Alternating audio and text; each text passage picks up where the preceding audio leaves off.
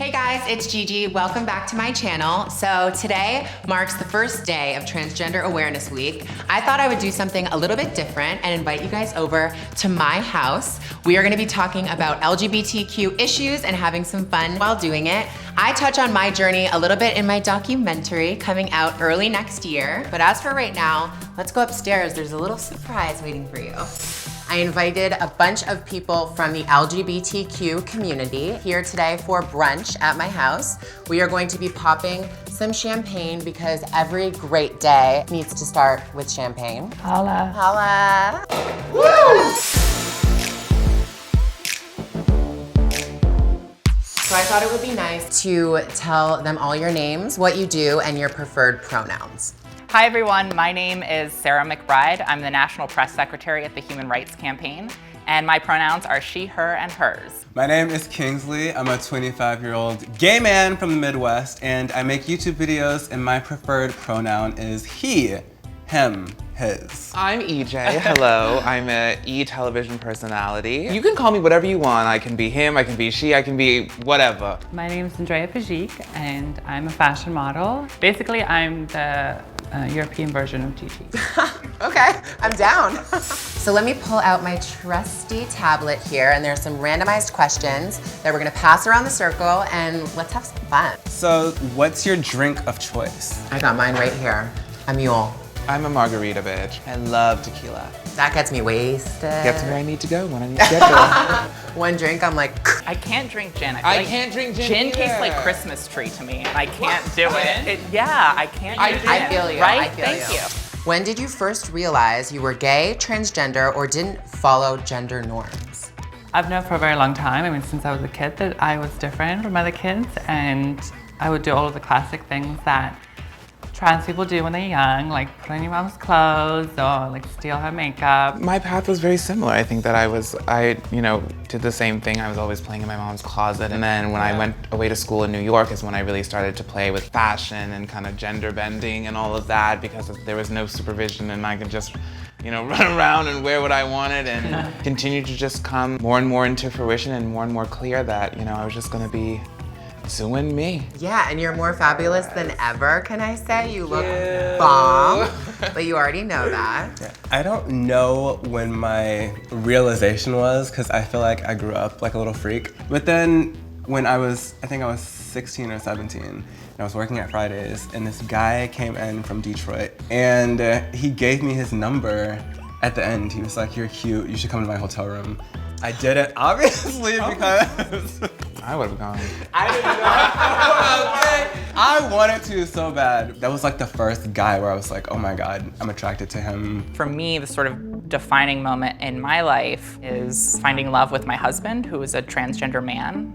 His name's Andy. I met Andy shortly after I came out. We were both in Washington, D.C., working for the community that we love. And after we started dating, he actually was diagnosed with cancer. After thinking he was cancer-free, he actually got the news that his cancer was back and it had spread, and for him it was terminal. We actually ended up getting married just in time because 4 days later he actually passed away. And for me, it taught me that every single day matters in this fight, that there are so many people who hide for so long. That's what I carry with me every single day, and that's sort of the defining moment in my life that sort of reinforce the urgency of this movement and this cause and this effort to make sure that everyone can live their authentic selves as early as possible. Right, and you were doing the right thing. Right. I'm so happy you shared that. That's amazing. You sprung that on us all. I'm sorry. No, don't be sorry. That was beautiful.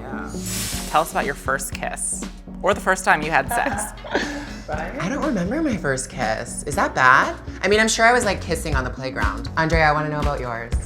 My first kiss? Everything, sex. I feel like I've had 2 virginities, so which one? Oh, okay, well, how about the first one? It was at the back of a car. Sounds like an Avril Lavigne song. Were you in love with this person? Yeah, it was a friend. It was an older brother of a friend. What kind of car? I'm picturing an old Mustang or something. Yeah. Romantic. Very 50s. This one's loaded. In March 2016, North Carolina passed an anti-LGBT law which requires transgender people to use the bathroom that matches the gender on their birth certificate. Is there anything you want to say to the lawmakers about why that is discriminatory? I worked on a bill in Delaware that secured protections for transgender people in employment and housing and public square, and that included in bathrooms. And one of the most common things that we heard from opponents of that bill was that if you protect transgender people from discrimination in bathrooms, it'll allow people to pretend to be transgender in order to go into restrooms to hurt people. And one, that's just not true. 18 states have passed protections for transgender people, and there's no instance of a person who's transgender or pretending to be transgender going into a restroom to commit an illegal action under the protection of these protections. But they passed these laws because everyone needs to use restrooms. And they did this because at the end of the day, they wanted to keep transgender people in the closet and in the shadows. I think any time, though, that you give an excuse for some person to judge, there's always that one person. Because I look so feminine, it was weird to go into a boy's bathroom. Sometimes I would be told to leave, like, and go to the girls' bathroom. And then I started going to disabled toilets a lot. I know when I'm in a feminine look, like, it's awkward when I walk into the men's bathroom and everyone's kind of like, and I'm like, I'm here to pee, mind your business. Exactly, mind your business. Multiple countries in the Middle East do not allow LGBTQ integration. Have immigration laws affected your ability to travel, and how? I actually had a little recent episode in Dubai where I wasn't let into the entire country. I was actually detained at the airport for being transgender. What exactly happened? Like, what exactly did they say to you? It was such a long process. They said I was not allowed in, and I was just like, well, what do I do now? You know, it could have actually arrested me if I stepped foot on the soil of Dubai.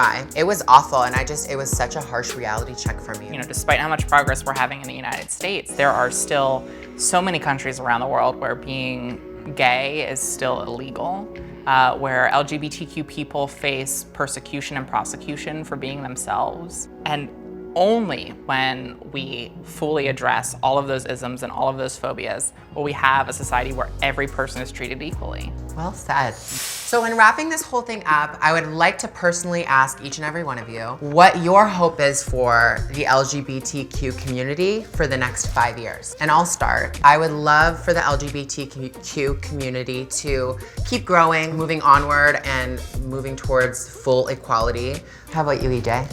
I think in the short term for our community, at least, I would really like to see, you know, people can just come out as who they are and it's not a big deal. I think that you should be able to, you know, show up on a red carpet or go to an event or go, you know, to Christmas dinner, and it shouldn't be a conversation piece. It just should be how it is. I hope for our community over the next 5 years that we expand the progress we've made here in the States, like you all mentioned, to our community worldwide.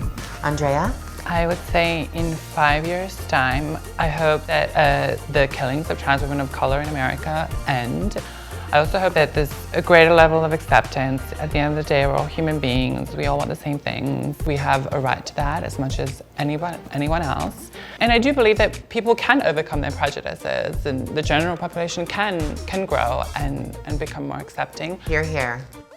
Sarah? LGBTQ people in a majority of states and at the federal level still lack clear protections from discrimination. So in 5 years' time, I want to see the Equality Act passed to make sure that we have full federal equality for LGBTQ people. I agree. That was really beautifully said. Thank you, everyone. Yay! Yeah, round of applause. So I know this wasn't the usual kind of video I do, but I really hope you guys enjoyed it just as much. Thank you to all of my fabulous friends for coming and joining me here for my brunch in honor of Trans Awareness Week.